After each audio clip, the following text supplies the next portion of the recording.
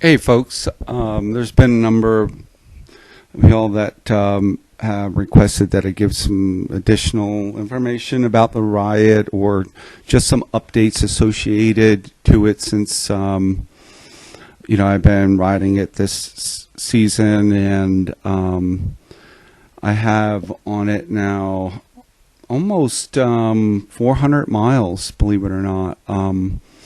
All the riding thus far has been right here in northern Arizona, anywhere from just north of Flagstaff to the Forest Lakes area of Arizona and to the eastern part of the state and the White Mountains of Arizona near SunriseSkiResort in that area. And I've had everything from hard pack to powder to ride on at this point, both on the forestry roads with the hard pack and fresh powder for that matter on the forestry roads as well, because as I think I mentioned in some of the prior videos, they do not groom the trails currently in Arizona.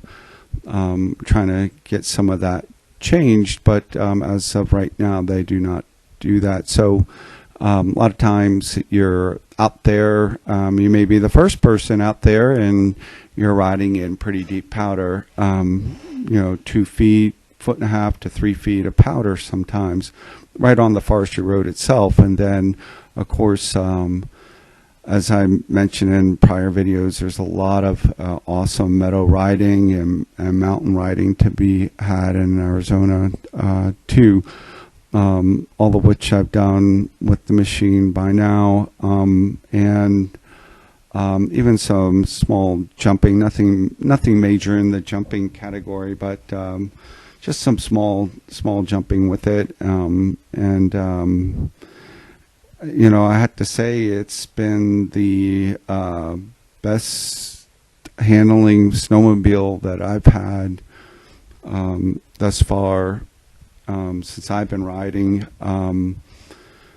The trail manners are just outstanding for the length of the machine. The one thing I would say about that is you forget completely that you're on a 146-inch track, machine, and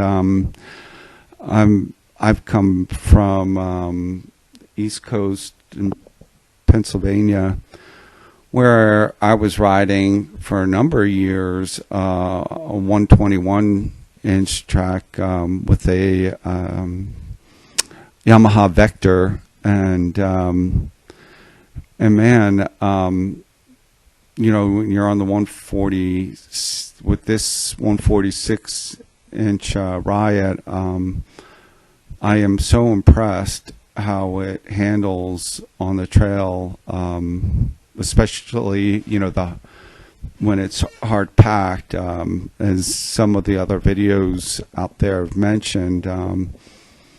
No pushing in the corners whatsoever, no darting, just solid hookup and away you go. And I don't think I've ever felt as confident on a snowmobile before as I do with the Riot, from a standpoint of doing anything high speed.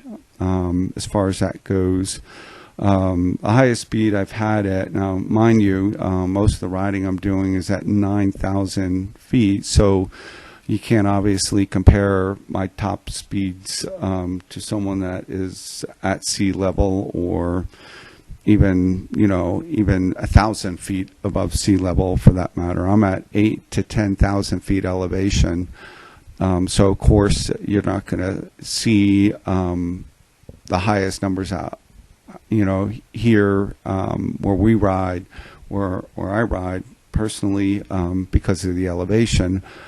But I have had it up to 86, and we're just starting to get through the break-in period now. So relatively speaking, meaning with all things equal at this elevation, I've been super impressed with the power of this machine. The pull right through the power band, all the way, has been very impressive, and the oil consumption and gas mileage continues to get better as they go through the break-in period. This last ride I took is a ride after the one that I just videoed here that you all just watched, or are going to watch, was one that I actually did some calculations on how much, what I was getting gas mileage wise. And again, you have the elevation and everything that you're competing against in this area. So I got around 12 miles per gallon on, I would call it 65 to 75% of the ride was on either more packed down trail riding to some, and the rest was loose or meadow riding that I was doing. But I felt pretty good about that at this stage of the game. Oil consumption has been fairly good. And smoke or anything of that nature of the machine has been excellent, especially after the first 2 to 3 hours. First hour or two on the machine at startup, it's a bit smoky, I noticed. But after that, it was night and day with the smoke on the machine. So overall, loving the machine, having a blast with it. It's fun to ride. No problem lifting the front skis. No problem with taking it off trail and into the trees and meadows. No issues with that at all. It's been a lot of fun, and I haven't gotten stuck once yet. I guess that's just maybe because part of that is just because I've been on smaller tracks and had to learn more how to keep those afloat, and having a 146 inch track is a big luxury to me personally, from a flotation point of view. But I'm sure I will get stuck before this season is over, especially as in a couple of weeks here we'll be going up to Duck Creek Village in Utah, where we're probably talking 5 or 6 feet of snow versus a few feet here in places. So, but that's okay. I want to, part of that is getting to feel where the limit is to the machine and what you can't do, what you can do with it. But as of today, I am thoroughly impressed with it, and just loving it. And again, I'll bring it up one more time because it's worth saying. For me personally, I've never felt so confident on a machine than I do with this, with the Riot. It's just a pleasure to ride. It's predictable. It's everything that I thought it could be. It has been, and it is ideal for the type of riding here in Arizona, as I've explained already what those type of conditions are. So that's what, that's pretty much an update for now. Again, we got about a little under 400 miles thus far. no mechanical issues or failures to speak of.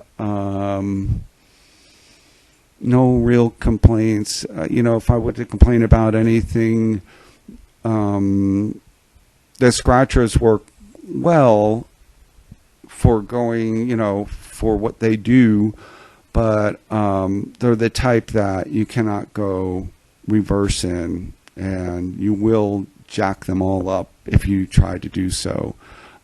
So do keep that in mind.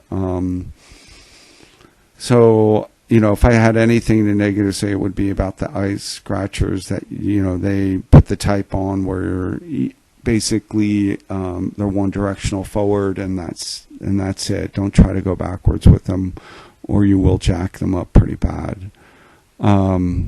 Anyway, that's about all I have for now. There'll be more rides coming up this year. We did start a Northern Arizona Snowmobile Club, and we're out on Facebook, and we'll have more rides coming up throughout the season. So thank you all for watching, and I appreciate it.